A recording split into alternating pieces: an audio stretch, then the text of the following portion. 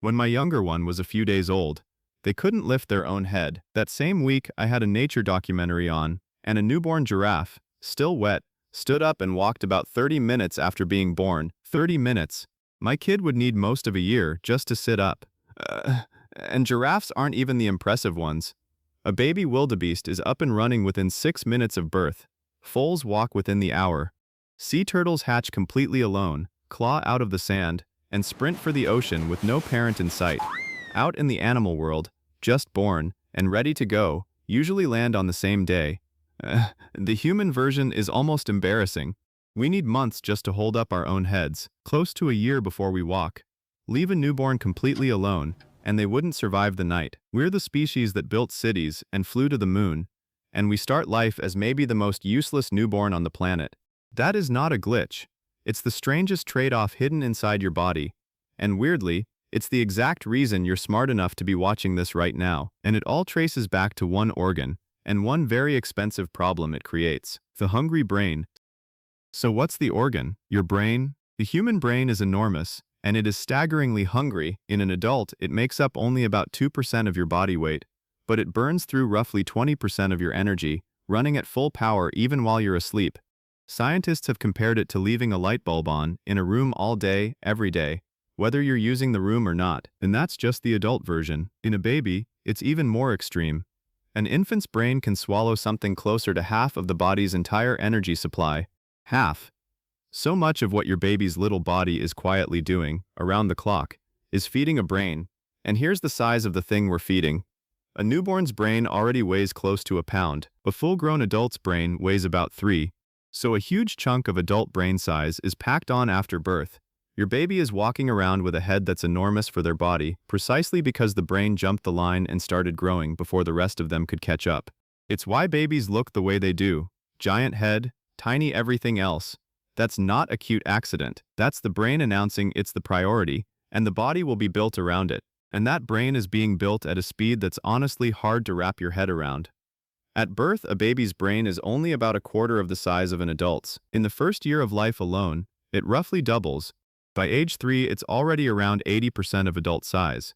And by 5, it's nearly all the way there. Underneath all that, in those earliest years, the brain is forming more than 1 million new connections every single second. That's not a figure of speech.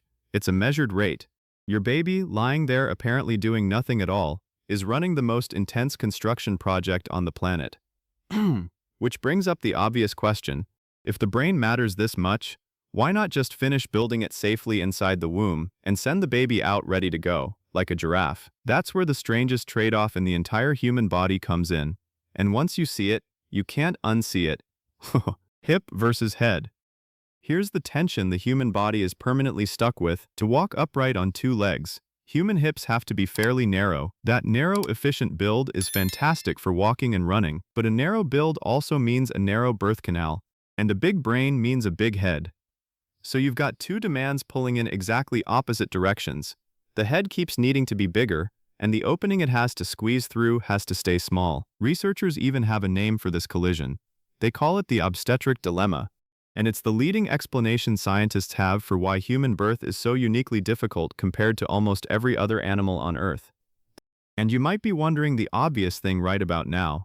If a narrow build causes this much trouble, why doesn't the body just come with wider hips and skip the entire problem? It turns out that's not a free win either. Widen things too much, and you start trading away the very stability and support that make upright walking and running work in the first place. So the hips are caught in a genuine no-win squeeze. Too narrow, and birth becomes dangerous. Too wide, and everyday movement pays the price. The body never really solves it. It just settles on the least bad compromise it can find. And the baby is the one who ends up living with the result. Born too early. So the human body strikes a kind of desperate deal. If the brain can't finish on the inside without the head becoming too big to be born, then the baby gets sent out early, long before that brain is anywhere close to done, and the rest of the building happens on the outside. Some people call a newborn's first few months the 4th trimester, because in a very real sense your baby is still under construction. They're just finishing the job out here, in your arms, instead of in the womb. Just how early are we talking? One estimate from the zoologist Adolf Portman suggested that if a human pregnancy actually waited for the brain to reach the finished, ready-to-go state you see in other newborn mammals, it wouldn't last 9 months at all. It would last somewhere between 18 and 21 months. Think about what that means for a moment. By that logic, every single human baby is essentially born about a year too early, and we've all just quietly agreed to call 9 months full term. Now, I want to be straight with you, because this science isn't fully settled, and I'd rather tell you the honest version than a tidy one. Not every researcher believes the narrow pelvis is the whole story. One well-known study argued that human pregnancy actually ends around 9 months for a completely different reason, because that's roughly the point where a mother's body slams into the ceiling of what it can energetically sustain. Growing a baby is metabolically brutal, and by 9 months the argument goes, mom's body simply can't keep up the pace any longer. Same outcome, a baby born unfinished, but a different force behind it. Either way, both ideas circle the same strange truth. The human newborn arrives before it's ready. The only real argument is about why. And this is where the story stops being about biology and starts being about you. Because being born this helpless didn't just shape babies.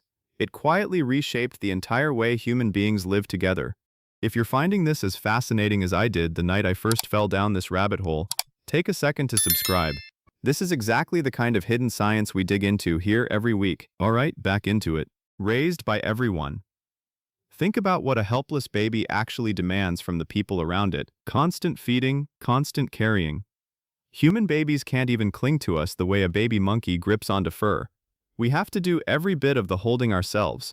Waking through the night, needing to be soothed, needing someone there essentially all the time. It's genuinely more than one exhausted human can reliably manage alone. And if you've done it, you've felt that in your bones. Here's the fascinating part. Anthropologists think that isn't a flaw in the human story. It may be one of the biggest forces that made us who we are. Across human cultures all over the world, babies are very rarely raised by one person in isolation. Grandmothers step in, fathers, aunts, older siblings, close friends. A whole web of people share the weight of it. The anthropologist Sarah Blaffer-Hrdy calls humans cooperative breeders, and her argument is a striking one. Because a human baby is almost too much to raise alone, we became a species that raises children as a team, and a species that constantly has to read each other, coordinate, and pitch in. Passing the baby, noticing when someone's at their limit, showing up before they're even asked, is a species that gets very, very good at empathy and at understanding what's going on inside other people's heads. In other words, a good chunk of what makes us the warm, social, deeply connected creatures we are might trace straight back to the fact that our babies were such a beautiful, exhausting burden. Weaponized cuteness. There's another trick hiding inside all of this, and it's one you've felt even if you've never had kids of your own. Babies are cute, almost aggressively, unreasonably cute, and that is absolutely not an accident. That's biology quietly doing a job. Way back in 1943, a researcher named Konrad Lorenz described what he called the baby schema, a specific set of features that nearly every baby shares: a big head relative to the body, a large rounded forehead, big eyes set low on the face, full round cheeks, a tiny nose, a little chin. Lorenz's idea was that these exact features work like a trigger. They pull warmth and protectiveness out of pretty much any adult looking at them, almost against their will. For a long stretch, that was just a clever theory. Then brain imaging caught up with it.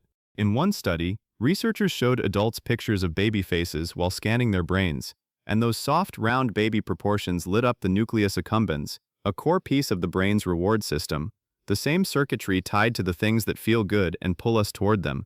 And here's the detail that really gets me. This happened even in women who had never had a single child. It wasn't learned parenting. It was closer to a reflex wired in and waiting. Those enormous baby eyes are, in a very literal sense, one of the most effective survival tools nature has ever produced. Because a creature that can't do anything for itself for months on end desperately needs the adults nearby to want to care for it. At 3 a.m., on no sleep, when they've got nothing left. So the helpless baby shows up equipped with a face that makes walking away feel almost physically impossible. Helpless by design. So far, every piece of this sounds like a string of clever patches: an early birth, a backup team of caregivers, a cuteness override that hijacks the adult brain, but the last piece is the one that flips the entire story on its head. Because that helplessness isn't just something the human body had to work around. It may be the exact reason you are intelligent at all. For a long time, people assumed it worked in one direction. Humans are smart, and therefore human children need a long time to grow up. But more and more researchers now think the arrow actually points the other way. That long, helpless childhood isn't a side effect of intelligence. It might be the engine that creates it. Here's the logic. A giraffe is born with almost all of its abilities pre-installed, because it has no time to learn. It needs to run today, or it dies today. But a human baby is born with a brain that is deliberately, radically unfinished, and that turns out to be a hidden superpower. An unfinished brain is a brain that can be shaped by whatever world it happens to land in. Rather than arriving hardwired and locked, your baby arrives ready to download language, faces, social rules, the specific quirks and customs of the specific family and place they were born into. That's the reason humans can thrive in deserts and frozen tundra and crowded cities and deep rainforests, living completely different lives in each one. Because we don't come pre-programmed, we come ready to be written. One baby grows up to be a farmer, another a pilot, another a musician, each one shaped almost entirely by the particular world that happened to raise them. The helplessness is what leaves that space open.